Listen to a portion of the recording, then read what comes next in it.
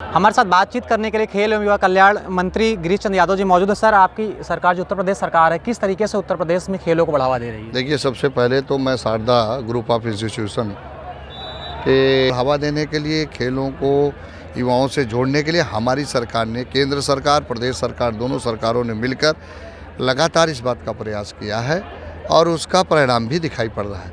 चाहे वो Asian game का आप देखें, पहली बार देश ने 107 मेडल जीतकर जो है स्थान प्राप्त किया है और कीर्तिमान स्थापित किया है।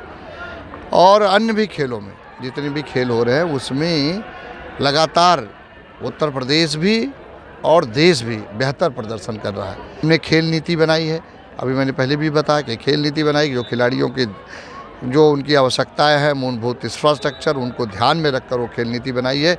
और उस खेल नीति के माध्यम से खिलाड़ी को इंफ्रास्ट्रक्चर भी उपलब्ध होगा, उनका जो है सुविधाएं भी मिलेंगी और वो खेल के विधि से जुड़कर आगे चलकर देश और प्रदेश का नाम रोशन करें। सर, यूपी में कांग्रेस की यूपी जोड़ो यात्रा चल रही है, इस कांग्रेस की यूपी जोड़ो यात्रा का क्या प्रभाव लोकसभा चुनाव पर पड़ेगा? कोई यात्रा पर प्रभाव नहीं पड़ने वाला है। इसके पहले राहुल गांधी यात्रा निकाल चुके हैं, कोई प्रभाव नहीं पड़ा है। यूपी में एक जो है गठबंधन भी हुआ है जिसका नाम इंडिया भी रखा गया। आपने देखा कि 5 राज्यों में चुनाव हुआ, वो लोगों को जनता ने नकार दिया है। उनको एक तरह से कहा जाए कि उन पर कोई विश्वास जनता ने व्यक्त नहीं किया। यहाँ तक कि जिन लोग पीडीए की बात करते थे, उन पीडीए वालों को मध्य प्रदेश में खाता तक नहीं खुला। तो आप ये समझ सकते हैं कि जनता किस तरह से इनको नकार रही।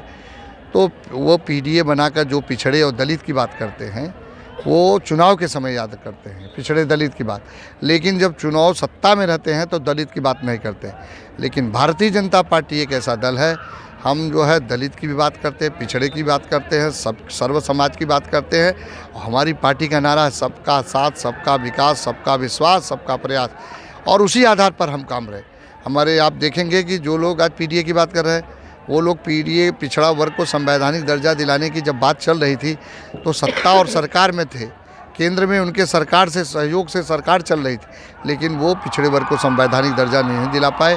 भारतीय जनता पार्टी की सरकार, देश के यशस्वी प्रधानमंत्री मोदी जी ने जो है पिछड़े वर्ग को संवैधानिक दर्जा दिलाया और उनको अधिकार भी दिलाया। लेकिन समाजवादी पार्टी अब पीडीए के साथ साथ ब्राह्मण महापंचायत करने जा रही, क्या लगता है बीजेपी की राह पर मुश्किल होगी? समाजवादी पार्टी को पूरी तरह से जनता नकार चुकी है। अब जनता का विश्वास उन पर है ही नहीं, क्योंकि अगर जनता विश्वास करती तो आप कल्पना कि 2014 में लोकसभा का चुनाव हुआ, अखिलेश यादव इस प्रदेश के मुख्यमंत्री थे। उनके मुख्यमंत्री रहते जब चुनाव हुआ तो 73 सीटें भारतीय जनता पार्टी जीती। उनके मुख्यमंत्री रहते 2017 में चुनाव हुआ, हम गठबंधन के साथ 325 सीटें जीत कर आए कि नहीं है। फिर इसके बाद जो है 2019 में अखिलेश यादव ने बुआ और बबुआ का गठबंधन करके रोकना चाहा, फिर भी हम 2019 में 64 सीटें जीते। और जब 2 सीटें का उपचुनाव हुआ लोकसभा का, रामपुर आजमगढ़ जिसको गढ़ मानते थे, वहाँ भी भारतीय जनता पार्टी परचम पर आई, हम 66 सीटें जीत गए जो है। और फिर 2022 का जब विधानसभा का चुनाव हुआ तो बोले चाचा नहीं थे इसलिए हार गए, चाचा भी आ गए, फिर भी हम 2/3 ज़्यादा से बहुमत से चुनाव जीत गए। तो अखिलेश यादव को जनता नकार चुकी है और निराश और हताश हैं। वो तरह तरह के, अगर उनके बयान को आप देखें तो उनका बयान जो है हास्यास्पद है।